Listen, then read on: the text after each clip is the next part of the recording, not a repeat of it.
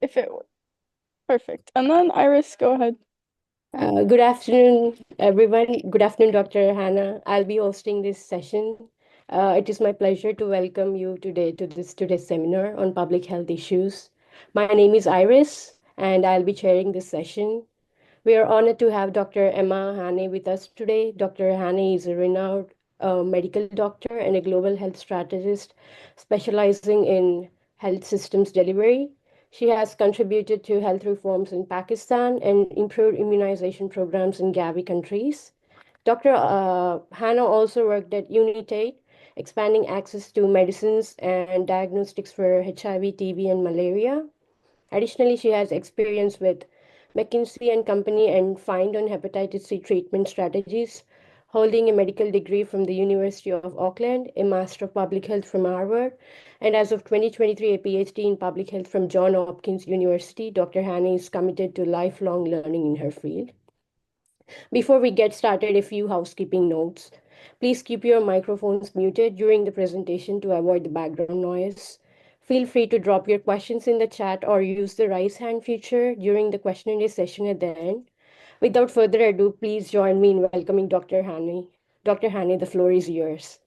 Many thanks, Iris. That was a really lovely introduction. I super appreciate it. And also the chance to spend a Friday afternoon with all of you. It's always super energizing to talk to folks at the early stages of their career, thinking through like where and how they're going to have the biggest impact in the world. So this is a super treat, especially having spent 2 boring days sitting on a technical advisory group with a bunch of 101-year-old ancient experts. It's a therapy for me. So thanks all for doing this. I thought what I would do, and tell me if this sounds okay, was really just to have like a bit of start with actually maybe a few general thoughts. And Danielle was kind enough to kind of collect some of your questions and use those to shape a little bit of a sort of narrative, a few stories that I sort of wanted to tell around sort of the evolution of the wider global health space. And then I know there were sort of a few areas and some very kind of concrete areas for questions that everyone had. So I thought perhaps that would be some food for thought for new questions and then some other areas that we could jump into. Does that sound good, Iris? Yeah, Hannah, yeah. Fantastic. Super. So I thought I might just sort of reflect a bit on the last sort of 30, 40 years of global health, because it's really been quite a golden age for global health and a really interesting era. So when I was sort of starting doing my training and people had that same look back, they looked back to different eras that were in the past. And I think, 30 or 40 years ago, we were in this era where the mortality rate, particularly the child mortality rate, was really high. And you saw global health really focused on some of these really targeted interventions around malnutrition and some of the big causes of childhood deaths. Recently, a man called Richard Cash passed away, who was sort of one of the founders of BRAC and started the work to use oral rehydration therapies, so using these salts to be able to save lives of children who had diarrhea, something that feels really basic to us right now. But this was from the era of 30 or 40 years ago, where this kind of technology was really quite revolutionary and made a dramatic difference, particularly for children and infants on life expectancy. We then entered into the era of vaccines. So the EPI program, which is the expanded program on immunization, which is now actually, I think it just had its anniversary, and I can't remember how many decades it was. I feel like it was about 50-year anniversary of the EPI program, which first was for just a couple of diseases. So diseases like only tuberculosis, but only infant tuberculosis, able to vaccinate for polio. Whereas now we vaccinate like every child on the planet. About 85% of children receive about 13 different vaccines for the most common diseases. And that's really been this era of vaccines as a technology to be able to drive sort of better health systems performance. And then in the last, 20 years, and this is really the era where I've been working most in global health, where Catherine's been working most in global health, has been around some of these big disease challenges that we've been tackling, particularly the challenge of HIV, as well as diseases like tuberculosis and malaria. When we first started in our careers, HIV was killing 3+ million people a year. Only a tiny fraction of people were on treatment. There was no lens to prevention. then there's a huge problem around young people being orphaned from HIV. In fact, I had friends who are now my age, so like distinctly middle-aged, who were AIDS orphans when we trained together. So it really been quite a ravaging effect in communities. And in those last 20 years, you've seen rollouts of waves of new therapies that have worked, huge efforts to scale up those therapies so that nowadays, actually, most people, while there's still some significant challenges, most people who need HIV treatment are able to access it. And there's a quite a promising pipeline of new cool tech, including, if any of you guys have been looking, a new treatment that has just been making waves in the world that Catherine and I work in this year, which is called lenacapavir, which essentially is a 6-monthly injection to prevent the transmission of HIV. So as a real way to protect people, kind of a quasi vaccine for HIV. So super exciting.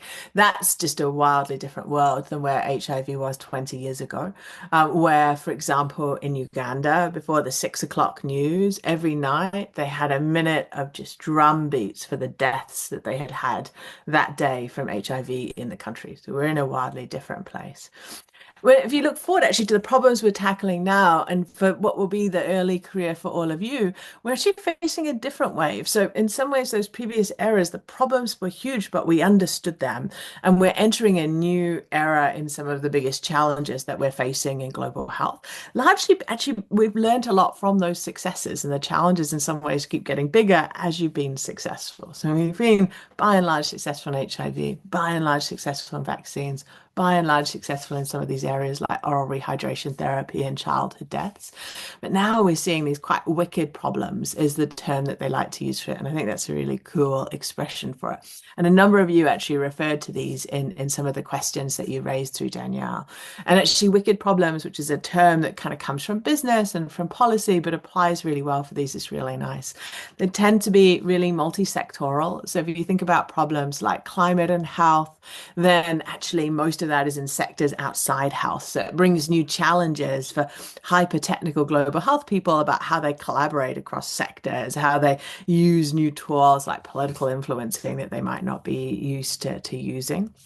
Problems like One Health fall into this same category, where actually most of the policy changes that might make a difference are quite unclear. We know there's a very big problem. Actually, the drivers of the problem can be quite hard to discern, and their connection to solutions is really quite difficult. We're also in a world where we've kind of historically done quite well in kind of knowing that something is correct or not correct. Right and wrong have been pretty apparent and truth. And in this world of wicked problems, there's not a single truth and there's not a single correct answer and an incorrect answer. It just becomes a better answer or a more practical answer. And those are really big problems because I think we both got a set of health systems that are not orientated to deal with those and a global health architecture that's not set up to respond to that. And I think that kind of comes through as well in some of the questions that you guys raised as well. So health systems, like the actual units of how healthcare is really delivered, which is heavily in primary care clinics, a little bit in hospitals, some in community care kind of around the world. That system is really a product of about the last 100 years or so of kind of evolution in healthcare, although obviously with a long multi-thousand-year history of health and caring that came before that. It's really orientated around episodic acute care. So you get really sick, you go in, you get treated, you're cured or you're not cured. And that's what the system is really set up to do, especially for children, especially for infectious diseases. So it's a problem that's deeply challenged by some of that big problems that we're seeing in healthcare now. So things like mental health's not really very amenable to that structure. Chronic disease isn't cared for very well in that structure. And the inequities have really become even more stark for certain communities and for certain areas of disease. So, for example, for women's health, we're seeing, I think that traditional system's really just not fit for purpose for delivering on that. So that's really down at the ground level. At the kind of global architecture level, right? The kind of world of like Geneva and all those layers upon layers that sit between the healthcare I don't know. like up here, then at that level, you're also seeing some challenges because we designed a lot of these big institutions around those problems of the past. They're not necessarily designed for those problems of the future. So if you look at WHO, you'll see that it has these kind of perennial funding problems in getting funding in some of these spaces. It tends to be best funded in some of those traditional areas of focus, like around infectious diseases, and not very well funded in areas like urban health, climate and health, and those sorts of things. It's really set up to deal with technical problems, not wicked problems, and that's really hard. I think you're seeing these big institutions that have become so important in the last 10 or 20 years, like Gavi, like Global Fund. Again, like in many ways, we've been quite successful at some of the problems that they were sort of set up to solve. And the question of like, how do you retool that to be what's next is a really hard set of challenges. So we're not in a very good political environment for strong multilateral collaboration. So how you redesign something at the moment is really hard to imagine like how to do, because you don't really get the option to necessarily rebuild from the bottom up. So I think those are some of the things I really wanted to kind of touch on a little bit, Iris, before we kind of jump in on some of the questions. And hopefully that's a pretty good setup and inspire people to have a bit of a think about some of the questions we might want to discuss a little bit. Thank you, Dr. Hannay. It was lovely. And yeah, folks, if you have any questions, please ask. This is the chance to ask Dr. Hannay about any questions you have.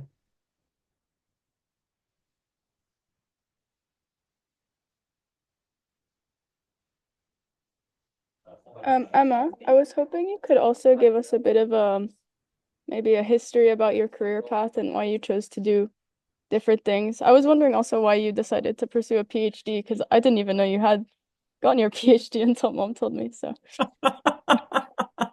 So I'm a sucker for punishment. I had a really odd kind of career pathway. As I think I was mentioned, I'm originally from New Zealand, and I originally trained in clinical medicine. And I think you hear this a number of times, and I remember being in your place being deeply frustrated by it, in that people often end up following quite a haphazard path through their careers, and you're like, yeah, but I need guidance. So I'm going to tell you a story that may not be useful and may be frustrating, which I think is always a bit difficult.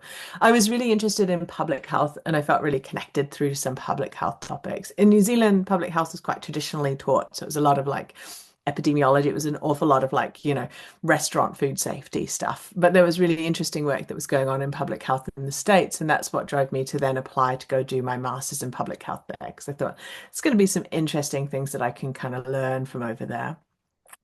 I originally had a real interest around epidemiology and biostats, but as I was doing my master's, I really got interested in the policy space.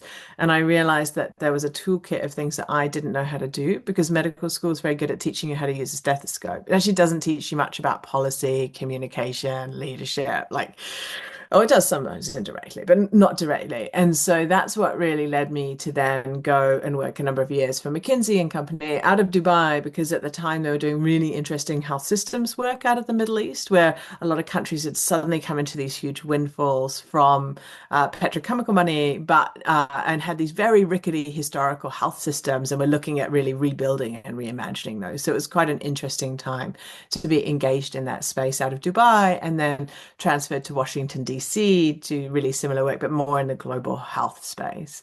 And so that was a really useful way to build that skill set that I hadn't necessarily had from medicine, and really kind of brought the two together in the work that I did at UNITAID, which was around market shaping in global health, which really needs that kind of private sector market lens that came from McKinsey, combined with a good sense of kind of public health and some of these problems. So it was a really nice combination of the two. I felt like at the end of that time that I had been stuck a bit at the headquarters level and missed the level where the rubber meets the road. And I really wanted to get into health systems and to do that work that I felt really more built up some of the credibility that I had in this space. And so spent the best part of then 7 years in country in Pakistan for a bunch, as well as a few other countries, DRC, a bit of time in Mozambique. And that was really around driving health systems reform through performance management, political accountability, data systems, digital tools, focused largely on primary care. So, for example, say a politician wanted a new agenda in healthcare, that like, we really want to drive up immunization coverage. Then they'd often get pointed to me and some of my colleagues to be essentially kind of serve as the small delivery team to help make that work happen. And that, I think, was a really good grounding in the realities of both how health systems work, but also how you make change happen in those systems at a very political level, which is not something necessarily well taught, or at least when I was doing public health training, or medicine. Like it was kind of considered just a sort of mystery thing that happened behind the screen, not something that happened in real life if you wanted to make change happen. And now my work kind of mixes some of that stuff. So I do a lot of work on kind of global health diplomacy, a lot of work around innovation uptake, very linked, I think, to the experience Catherine and I had around sort of new tools and how you put those within health systems, but kind of grounded in that reality that came from health systems from that time. And I think feeling that there was really quite a research gap, particularly around like how politics and narratives around reform influence how you actually change a health system. That's what kind of took me back a bit to grad school, put a bit more structure around that. And so I sort of chipped away part-time over quite a number of years doing my doctorate, on top of working full-time. I don't know, because I left quite a big gap, if I'd necessarily recommend doing that. It's a funny experience to kind of come back mid-career versus perhaps a bit earlier in your career to do a doctorate. But I was lucky enough to have some really good mentors at Hopkins. So I think it was a useful grounding to kind of go back to. So that's pretty much the story, which is sometimes I remember hearing similar stories like that's not very helpful, just a very meandering path through things that I think were quite passionate to me, and how I kind of built them up and put them together. Does that help? Yeah, did you find that doing in-country experience at the beginning of your career helped to kind of guide you or at least help your understanding more? Because I've had quite a few public health professionals tell me to do in-country experience, but I do. I think it's one that's changed a bit over time. I think health systems are a really complicated beast, and they're really hard to understand unless you really get into them. And I think the place you get into them is where the rubber meets the road within health systems. I also think there's been, some changes in that space. I think more and more, it's very unusual to see roles that don't encourage or require like a really good solid grounding within health systems. In fact, what you start to see now more and more is less entry-level roles, which you guys are probably experiencing a lot yourselves, and much more looking for roles where people have had all sorts of experience that might not technically be called global health. Perhaps it was in health tech startups, or in communications or supply and logistics, or in any of these kind of categories and areas that people then look to kind of bring into global health. So I think we're kind of seeing a bit of some of those changes that have happened over time. It does tend to be really quite helpful to have like a really concrete area of expertise within global health. And actually, what can be particularly powerful is if you can bring two quite disparate strands together. And you see that a lot of people who do really well do that, right? So perhaps they do community mobilization and antimicrobial resistance, and they bring together the intersection of those two things. Or perhaps they do kind of management consultancy and leadership like me, and innovation and new technology, and they bring those two pieces together. So I think where you're seeing kind of quite a lot of kind of that interest is where you get that intersections of two kind of quite deep disciplines, which does kind of then challenge. It's hard to build two deep disciplines into kind of complementary areas, right? But I think you're seeing more and more of that when you look at those kind of job descriptions, roles, new hiring space in organizations. Does that make sense? thank you. I think Stefania has a question. Hi. Hi, Thank you so Stephanie. much for the whole lecture. It's been really informative. But I had like two questions. So I'm going to start with the first one, which is about the PhD, because it's really interesting that you said that it's not so normal to get in mid-career. It's better if you get early on in your career. And I've been thinking about it, whether I know it's maybe not necessary, but whether it's advisable for someone who wants to be in the public health space and grow in the public health space and work with the organization and everything. Will you advise for the person to get their doctorate? So that's like the first bit of the question. It's a really good question, and it's really hard to give like a definitive answer to. So just a few kind of general things. I think if you look at the makeup of most public health workforces and global health workforces, doctorates or DRPHs or something are relatively rare. Masters are much more common. And I think, so if you looked at the pyramid, it's kind of quite unusual that people have gone all the way through to a doctoral level. In fact, they actually retool, as you might have seen this, they're constantly retooling a lot of those doctoral programs, partially because they get such little kind of like follow through into those levels of the system. And I think there's a few reasons for that. I think the first is that it's like fundamentally a very practitioner based space, right? So you've got to practice public health to get better at it. Whereas I think other areas, there's like a purely academic track. And I think there hasn't been a history of that necessarily in global health. It's had that strong practitioner base. And when you've got to like decide where to spend your years, people are spending their years getting work experience rather than, 5 years learning how to do supply chains versus 5 years doing a doctorate in supply chains sets people up in a different stead. So I think there's been that history in public health and in global health. I think where people have struggled in the programs is often it can be quite hard to know what your very concrete niche area of focal specialism might be in doing a doctorate. So it's become a bit more common that people do a master's. They maybe work for a few years to understand the space and where their passions are, and that allows them to double down. What's a bit more unusual is to wait like the 10, 15 years, like I did sort of between those two things, and come back when you're kind of quite senior. So I'd, for example, published quite a lot before going into a doctoral program. It's not really set up for people who've kind of done that. Luckily, I had very senior advisors, so that helped. But that can mean that it's a bit more frustrating navigating sort of through that space, and big stuff might come up. So I had to put my doctorate down for like 2 or 3 years because I was playing a leadership role during the COVID pandemic with a number of different kind of partners. And I used to joke that like Dr. Tedros, the Director General of WHO, could sign my sick note to Johns Hopkins to tell them that I was accounted for, just AWOL.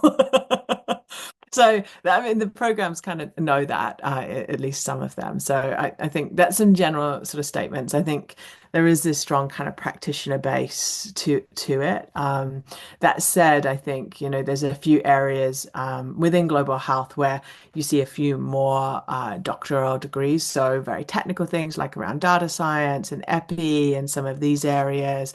Obviously, some of the laboratory sciences, you see it a little bit more commonly. It's not like you won't see it elsewhere, but often you'll see people prefer 5 years of experience versus 5 years of study on the resume.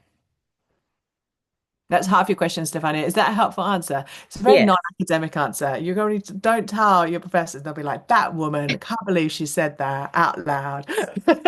Yeah, but it's very helpful because it's a thought that's been running through my head. And Yeah, in an academic environment, they're obviously going to be very into the idea of you doing yeah. they've got a Okay, bias. We've all got a bias, perhaps. yeah.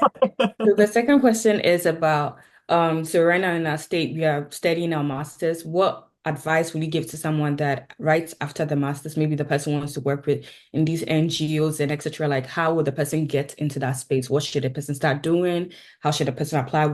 How will we get into that space? Yeah. Yeah, really good question. Because we're in a really difficult time. There's a lot of funding contraction. So a lot of that traditional space, or what you might hear from a generation above you, might not actually be that useful. So take that with a slight grain of salt. And also, I think, and hopefully Danielle can share, a friend of Catherine's and mine does some really good YouTube videos on some of these topics. And he's actually covered things like how to work in global health, how to get a job at WHO, which is like a really strange environment, like not like anywhere else to get a job in. And they're really useful videos. And he interviews some people as well who work in those spaces who can kind of talk through that. So we'll share those in the links because Greg's videos are like, wow, worth going back and having a look at.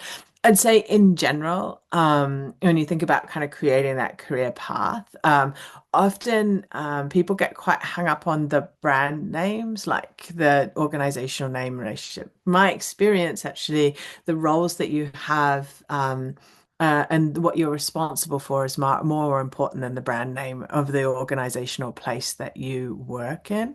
And I think thinking through how can I own an area of work? How can I build a new competency in something that's really important within health systems that I can then kind of leverage? So people may end up in these very, very general roles where it's much harder for them to point to, hey, I've got 3 years experience in supply chain. I've got 3 years experience in digital and data data, etc. And so that I think can be a bit of a trap to fall in with some of those roles where the brand name might be really good, but you're not necessarily responsible or accountable and can't point to that really kind of concrete area of experience that you've built up.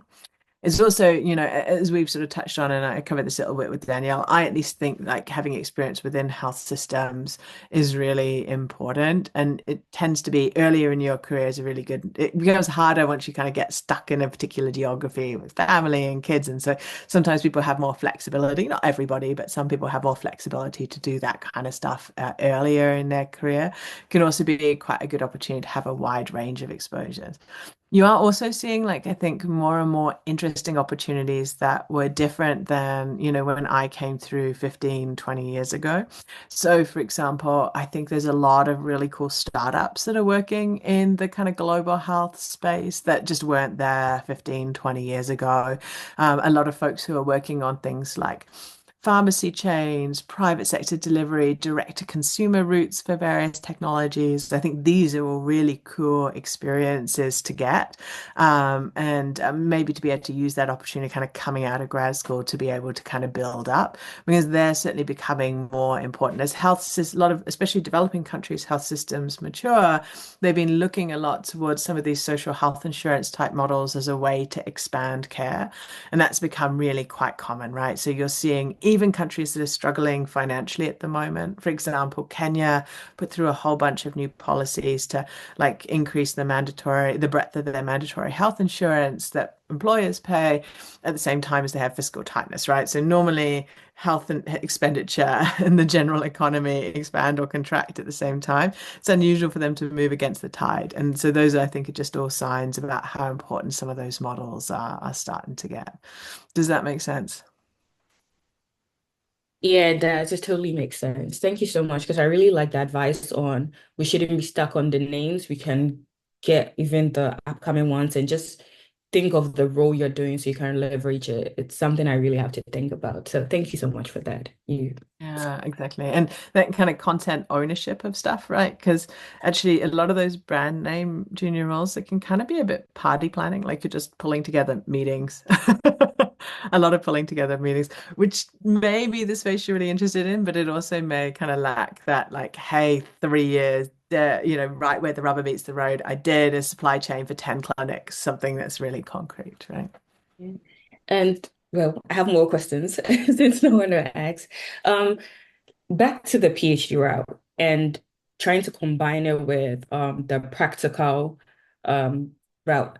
I know during your PhD, you're allowed to work, like if you want to work on the side. I know most people take maybe research assistant. So what if someone is doing their doctorate and maybe they will take more volunteer or like more roles or something on the side to try and combine maybe the academic side and the practical side. But I'm also thinking of what you said that maybe some people practice before going to because they have to be sure of the field they want to be in. Because maybe right now I have in my mind, oh, I'll be interested in epi, but maybe practicing it might be different. I'll realize that maybe I'm actually interested in policies. Maybe I'm actually so it's just again, do you advise the break before the doctorate, or you think maybe the combination can also work as you're getting your doctorate, you're doing this?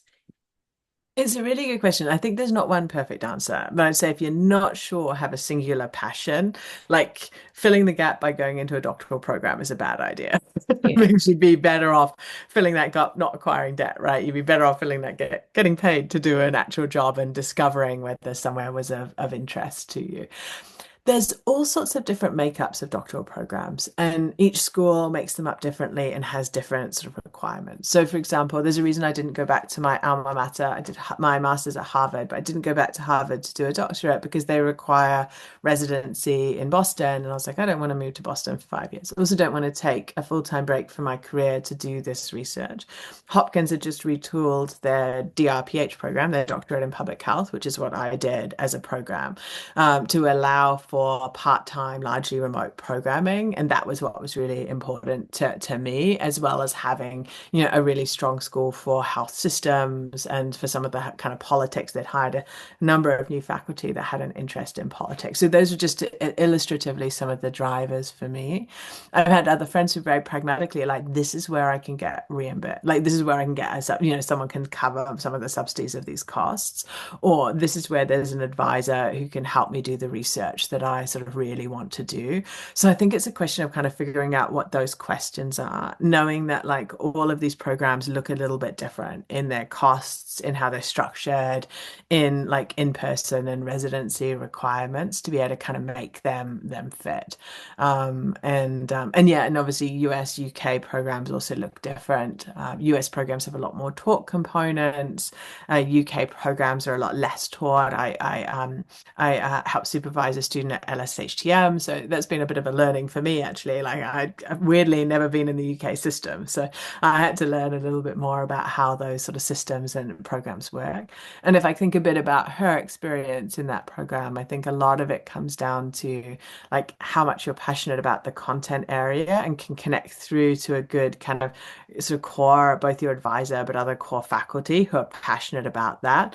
And also thinking through practically like what might you want to do after this program and how does this set you up, right? Like how does this help build a network? Because in global health, like where HR systems in most global health organizations are terrible, right? They're really terrible at disaggregating like potential, and people get very frustrated because they're pretty awful. Those networks become really important for navigating that space. Okay, noted. Thank you so much. Dr. Annie, I have a question. Sure, go ahead, Iris. Thank you for this amazing session. It was very informative. I have completed my medicine and chose this path to go into doing a public health. And I'm interested in pursuing my specialism as health promotion. So can I expect a career involving both medical background and health promotion in the future? It's a really good question. And so historically, most public health practitioners came from medicine, but what you're starting to see is actually a broader set of backgrounds, which is great, right? So the UK public health training program, for example, has pathways both for doctors to come through, but also for others, whether they be nurses or even more broadly like vets, pharmacists, others, lawyers come through some of those tracks as well, which is really quite cool because public health is like intrinsically super multidisciplinary, and to be able to draw on kind of all of that set of disciplines. But health promotion is, I think, both at the core of public health and always challenging because it's almost, the expression they use is the dog that doesn't bark, right? So it's the first to get unfunded. It's also like the first canary in the mine because like that's where you start to see the problems first, right? And so every doctor who tells me they feel like an ambulance at the bottom of the cliff, like it's because the challenges sat back at the health promotion level, right? And so I think there's definitely a pathway from clinical medicine through public health. I think it takes having quite a multidisciplinary mindset, right? So being really interested in politics or persuasive communication or community mobilization or some of these other areas. Public health has gone through a I don't know, like 40, 50-year love affair with evidence-based medicine. And historically, the roots of public health are very strongly in spaces like social justice, water, sanitation, clean housing, things like this. And then it kind of drifted into this kind of like biomedical evidence-based model, right? Risk factors, some of these things, which are really important, but perhaps left us a little bit blinkered and a bit separated from those roots around the social determinants of health. And I think what you saw during COVID was really big challenges to public health, where a lot of the consequences of that, because you saw a lot of the impact in terms of death and disability linked to those social determinants, and that we had in some ways kind of, I think, and I'm talking about this as a broad specialism, disconnected ourselves. There's a few really good articles. There's a really nice one written in The Atlantic about this challenge, and perhaps I can send it through to folks to read, because my hope is that there comes a way for public health to have both strengths, right? A really strong evidence base and that rigor, but less of that disconnect from the social determinants of health that are like the main drivers here of performance. Like when you were at medical school, I bet you were taught, because everyone was, this like this like color table for like cardiovascular risk. So it has like hypertension, blood pressure on one side. Yeah, Dr. Hannay. Yeah, I have Oh, known about it. Yeah. I don't know if you've ever known how much of heart disease this accounts for, these risk factors, but it's actually minor, right? The biggest things are actually much more societal. They're not on that table at all. And I think that's that intrinsic challenge and tension between evidence-based medicine, where we have this data, we're very good at quantifying a set of like the minor risk factors essentially for this disease, and very poor at talking about what some of these wider societal determinants are that are the reason why most heart disease is not accounted for by these risk factors, but by other things like what social class you were born in, how risky the environment is around you, some of these factors. Does that make sense, Iris? Yeah, Dr. Hannay. Thank you. Thank you for clarifying my question. Thank you. Does anyone else have any questions? Yeah, so let me just go after Iris because she brought a point of your background tying into your career. So if you're applying for a job or a position or anything, should you take into consideration like she has a medical background, can she add it to it? I have a pharmacy background. Like, is it something to just pull and correlate, or if I'm doing a specialism in maybe epi or health promotion, I should just focus on that, or having that background in something, you just pull it into one to apply for it? Like, should I consider if I'm applying to maybe a place that's more like maybe a medical doctor would be better, should I consider it that, okay, maybe I have a pharmacy background, maybe I'll work better in maybe this and that, drug policies or something like that, and maybe leave. I hope you get my question. I Like, do. I do get your question. I'd say this, the problem or the mistake people make is looking at people who are 10 or 20 years, perhaps 20 years further ahead in their careers and what they have as a background and say, that's the job I ultimately want to have. I need to get exactly what their background was, right?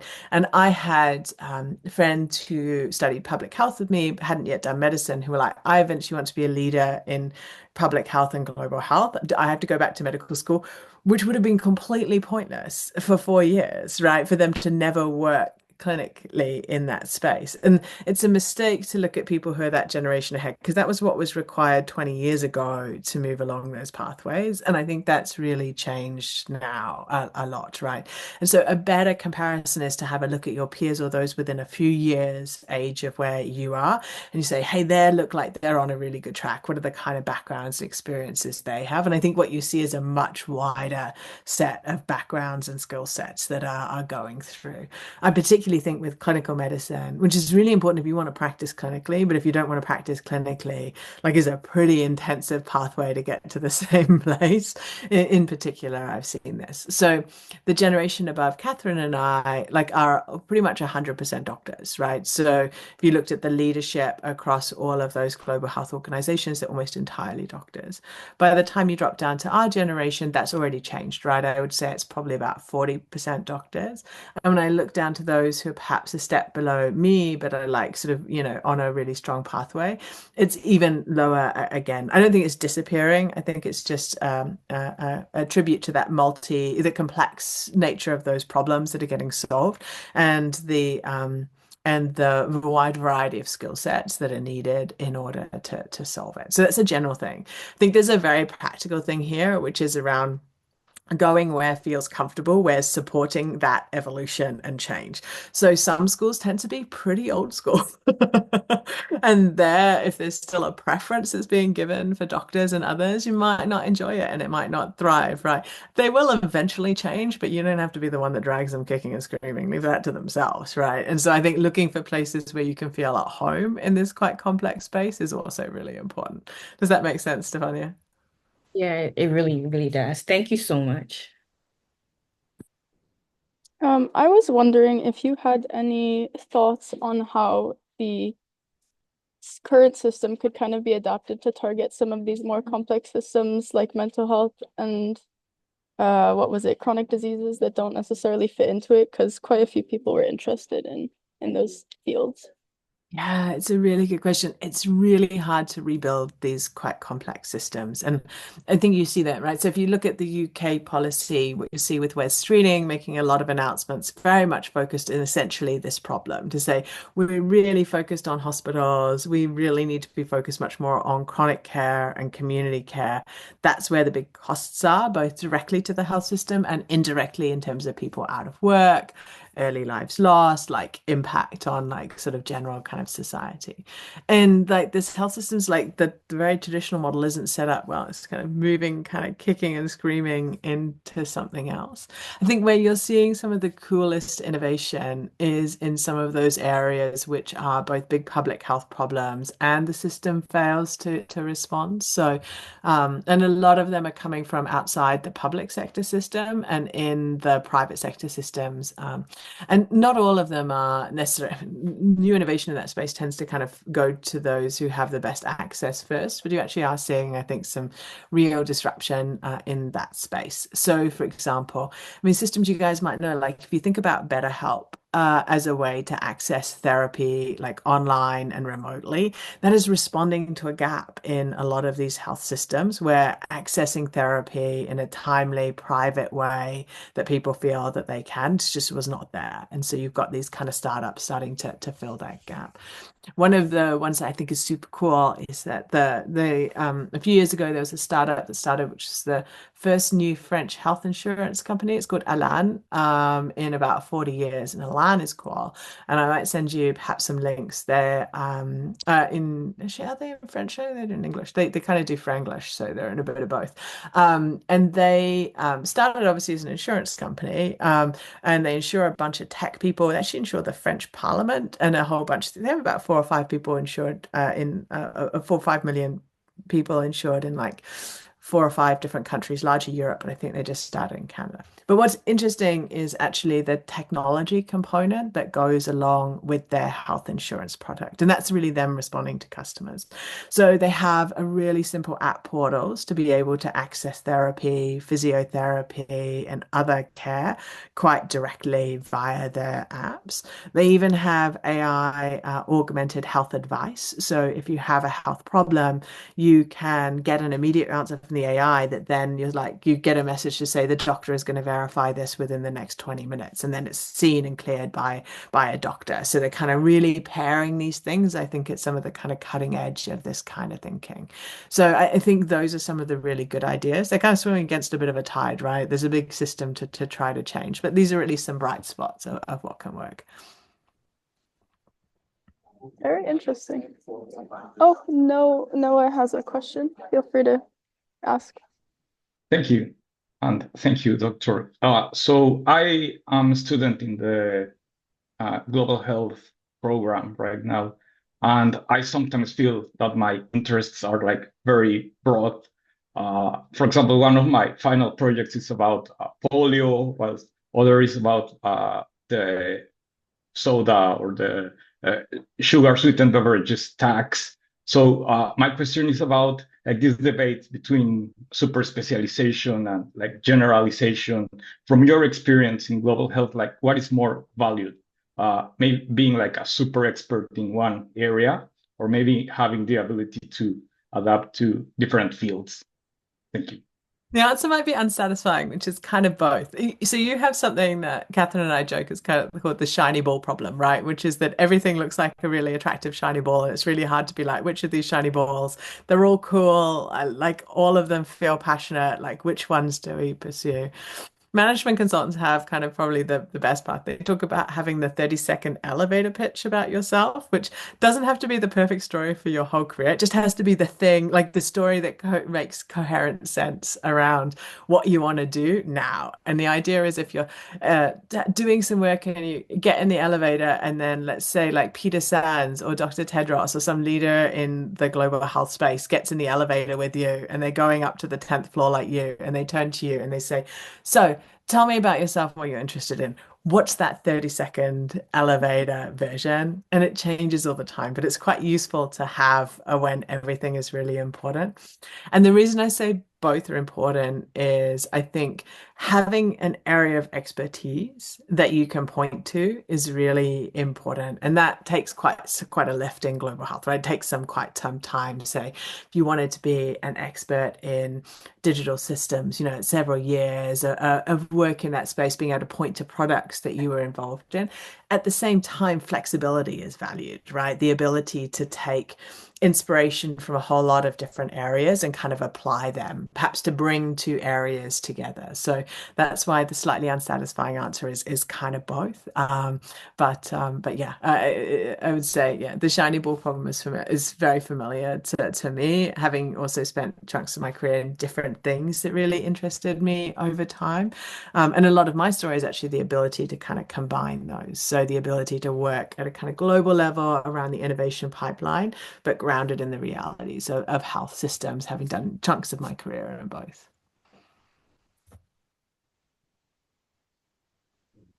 Well, I think we're nearing the end of our time. If anyone has any other burning questions, or if Emma has anything else she'd I like don't to have any know. questions. I definitely promised you guys various things. I definitely promised you the Atlantic article on social determinants in health, which I think is good. Oh, I did have one further thing. I did go through and pull some of the books that I found really interesting from lately. So there's all of the classics, which I think you guys will have already. But I wanted to show a few that have been written kind of recently that I think link to some of our broader conversations that might well be worth pulling. I think one is around, and we didn't really talk about this, but I think it is really important, is around kind of the traditional roots of public health and actually some of the problems with them. So Maladies of Empire actually talks about the history of the link between public health and the military and the link between public health and slavery. And I think some of these histories are really important when people try to understand why is there issues of trust when it comes to public health? Like, why do we have a really complex relationship with communities? And I think some of these books that actually say, like, actually, you don't even understand where the specialty originally came from. There's some really problematic roots to some of these areas. I think that's really helpful. So happy to send some of those links. Very practically, Josh Sharfstein's book on, oh God, I'm going to take the blur off. That blur's going to make that very unhelpful, isn't it? There we go. On the Public Health Crisis Survival Guide for those who goes into practical public health or into like regional or local public health. This is a really useful book around how to deal with emergencies and crises. Josh Sharfstein who's a professor of practice at Hopkins, deals with an awful lot. And for a lot of you, that would be like a lot of the work day to day. We touched a little bit on mental health, which is less relevant for, but maybe linked, which is women's health. So Unwell Woman by Eleanor Cleggan is an amazing book around the history of women and how women have been treated within health systems. I think to understand similarly how these big gaps emerge in how health systems deal with some of these things.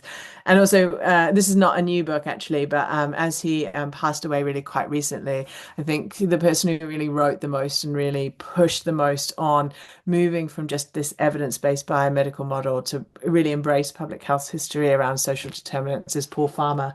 So Pathologies of Power is one of the OG Paul Farmer books. So he was a quite famous advocate, change maker, professor at Harvard in the health space, and died prematurely a couple of years ago and is very missed. So that was what I also had, Danielle. I forgot I pulled them off the shelf. There's probably even more than that, but that might be some that wouldn't be part of you guys' regular curriculum, but I definitely think might help with some thinking, and happy to send some of those names over. I listed them, so I'll get it out to everyone, see if they read. Other than that, does anyone else have any questions? If not, I think I'll let you go. Thank you very much for speaking. Lovely to talk to you all. If anyone wants to have any follow-up questions, you're super welcome to email me as well. Danielle's got my details, so I'm super happy to. I know figuring out kind of first steps and pathways after doing a degree like this, especially because it's run by academics who've got a very defined pathway, which is into academia, which is not where 95% of global health work is, can sometimes be challenging. So super happy to help think through that for folks. Thank Emma, you, I have a Dr. question. Hannay. Oh, Go sorry. ahead, KB. Oh, just really quickly. So for these young people, do you think LinkedIn is a good way to start building your networks?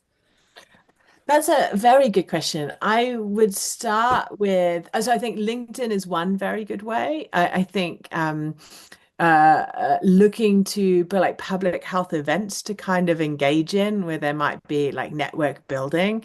Part of the complexity is there's not so much UK based global health anymore. A lot of that's kind of moved over time. So for those of you who are doing things like the Geneva trip, like really taking advantage of that for network building, because yeah, I don't know how you feel, KB, but I think one of the biggest limitations for global health is its terrible HR and hiring systems, which can be very demoralizing to navigate at first. You end up sending in lots of applications, hearing nothing, and folks kind of who have huge promise in this space kind of give up, and that's a really sad, outcome. Yeah, absolutely. Okay, thank you, Emma. Thank you, Dr. Hannay, for spending your time on this seminar. And this is my first time sharing this talk, so if there are any mistakes from my side, please. Sorry. Not at all, Iris. I've really enjoyed it, and big thanks to everyone. I've really enjoyed the exchange today. Thank you. Thank you for this seminar, and we were looking forward for more talks from you. Yeah. No worries at all. Happy to also think through who also might be good for you guys to have on to chat to as well. You guys let me know where some of your interests are, and I can have a think who might be good. Yeah. Thank you. Thank you.